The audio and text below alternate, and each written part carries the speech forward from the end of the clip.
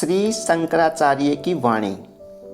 ब्रह्म जो सत्य चित्त आनंद और अनंत है, जो एक मेवा द्वितीय और असीम है, जो नित्य और सर्वव्यापी है, उसी को तू ब्रह्म जान। जो अद्वितीय अखंड एक एवं आनंद स्वरूप है, वेदांत में जिसे अनित्य विषयों के परे जगत का चिरंतन अधिष्ठान बताया गया है, उसी को तू ब्रह्म जान। जिसकी प्राप्ति के बाद फिर अन्य कोई वस्तु प्राप्त करने को नहीं रह जाती, जिसके आनंद के बाद फिर किसी अन्य आनंद की कामना नहीं रहती, और जिसके ज्ञान के बाद फिर कुछ भी ज्ञातव्य नहीं रह जाता, उसी को तू ब्रह्म जान। जिसके दर्शन के बाद फिर और कुछ देखने को शेष नहीं रह जाता, जिसके साथ तद्रूप हो जाने पर मनुष्य फिर जन्म मरण के संबंध से छूट जाता है, और जिसका ज्ञान हो जाने पर फिर कुछ भी ज्ञातव्य शेष नहीं रह जाता, उसी को तू ब्रह्म जान। ब्रह्मा इंद्र आदि देवता जिस अखंडानंद स्वरूप के असीम आनंद का केवल एक कण मात्र प्राप्त कर आनंदित रहते हैं, उसी को तू ब्रह्म जान। सभी वस्तुएं ब्रह्म से पूर्ण हैं, सभी व्यवहार ब्रह्म ही के कारण संभव हैं। अतः जिस प्रकार दूध में मक्खन व्याप्त है, उसी प्रकार ब्रह्म सर्वव्यापी है। जो न सूक्ष्म है न स्थूल, न लघु है न दीर्घ, जो अजन्मा अपरिवर्तनीय निराकार और निर्गुण है, उसी को तू ब्रह्म जान। जिसके प्रकाश से सूर्य चंद्र आदि आलोकित हैं, किंतु जो उनके प्रकाश से प्रकाशित नहीं हो सकता, बल्कि जिसके कारण सभी प्रकाशित हैं, उसी को तू ब्रह्म जान। जिस प्रकार लाल तपाए हुए लोहे के गोले में अग्नि भीतर और बाहर व्याप्त रहती हुई प्रकाशमान होती है, उसी प्रकार ब्रह्म जगत के अंतर्बाह्य में व्याप्त रहते हुए प्रकाशित होता है। ब्रह्म नित्य और शाश्वत है, उसका साक्षात्कार बिना अविद्या के नष्ट हुए अन्य किसी उपाय से नहीं हो सकता।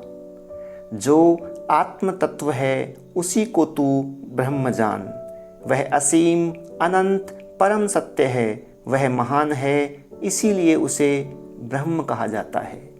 ब्रह्म जो निरुपाधि परम शांत अनंत एक मेवा द्वितीय और असीम है, सरलता से नहीं जाना जा सकता।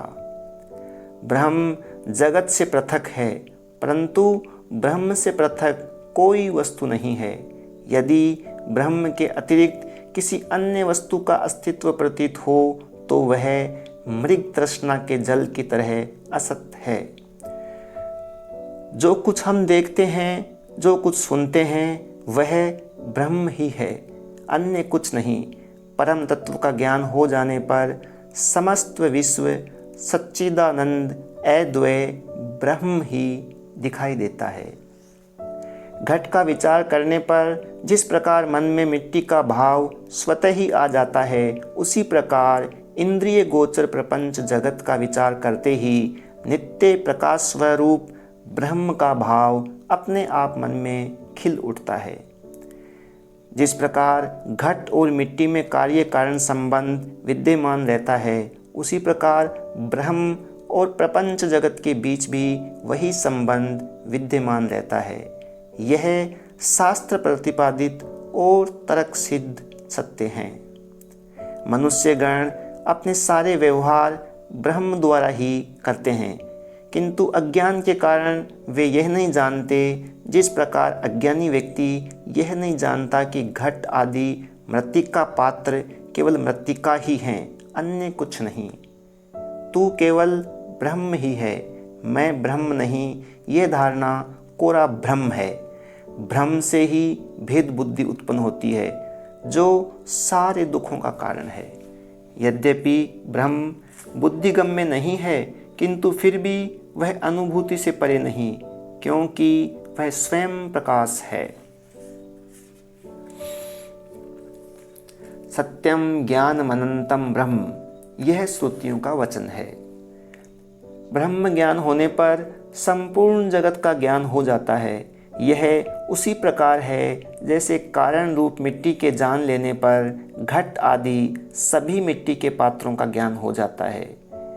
उस ज्ञानी पुरुष के लिए जो समस्त जगत को ब्रह्ममय देखता है, फिर ध्यान करने न करने, बोलने न बोलने अथवा करने या न करने को और क्या शेष रह जाता है। सर्वोच्च और दिव्य ब्रह्म ज्ञान से जो व्यक्ति विमुख है, उनका जीवन व्यर्थ है। वे मनुष्य होते हुए भी पशुवत हैं। दृश्य जगत को अदृश्य में रूपांतरित करके प्रत्येक वस्तु में ब्रह्मानुभूति करनी चाहिए। मन को शुद्ध ज्ञान में ओतप्रोत करके ज्ञानी पुरुष को परमानंद में निवास करना चाहिए। ब्रह्म अनंत आनंद का भंडार है, अतः एकमात्र ब्रह्म ही परम सत्ता है। फलतः जो सत्य के ज्ञाता हैं वे उसी में शरण लेते हैं।